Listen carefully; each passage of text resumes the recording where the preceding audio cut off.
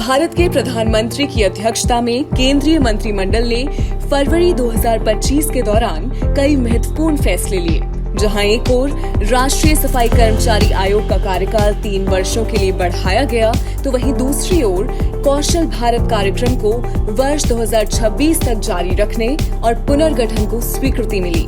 साथ ही विशाखापट्टनम में विभाजित वोल्टेयर मंडल का नाम बदलकर विशाखापट्टनम मंडल किया गया। आइए महत्वपूर्ण कैबिनेट फैसलों पर डालते हैं एक नजर। केंद्रीय मंत्रिमंडल ने राष्ट्रीय सफाई कर्मचारी आयोग का कार्यकाल 31 मार्च 2025 से आगे 3 वर्षों के लिए अर्थात 31 मार्च 2028 तक बढ़ाने को स्वीकृति दी।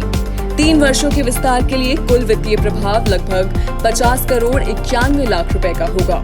इससे सफाई कर्मचारियों के सामाजिक आर्थिक उत्थान को सुविधाजनक बनाने, सफाई क्षेत्र में काम करने की स्थिति में सुधार लाने और खतरनाक सफाई कार्य करते समय शून्य मृत्यु दर की स्थिति में पहुंचने के लक्ष्य को हासिल करने में मदद मिलेगी। केंद्रीय मंत्रिमंडल ने केंद्रीय क्षेत्र योजना कौशल भारत कार्यक्रम को 8,800 करोड़ रुपए के परिव्यय के साथ वर्ष 2026 तक जारी रखने और पुनर्गठन को स्वीकृति दी। प्रधानमंत्री कौशल विकास योजना 4.0, प्रधानमंत्री राष्ट्रीय शिक्षुता संवर्धन योजना और जन शिक्षण संस्थान योजना को अब समग्र केंद्रीय क्षेत्र योजना के अंतर्गत जोड़ दिया गया है।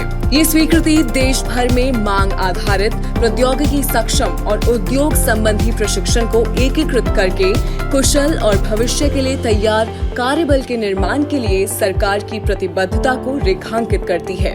केंद्रीय मंत्रिमंडल ने विशाखापट्टनम में प्रस्तावित साउथ कोस्ट रेलवे जोन के अंतर्गत विभाजित वोल्टेयर मंडल के नाम परिवर्तन और इसके मंडलीय क्षेत्राधिकार में संशोधन को स्वीकृति दी। इस निर्णय के साथ मंडल के एक भाग को नए साउथ कोस्ट रेलवे के अंतर्गत वोल्टेयर मंडल के रूप में रखा जाएगा और इसका नाम बदलकर विशाखापट्टनम रेलवे मंडल किया जाएगा।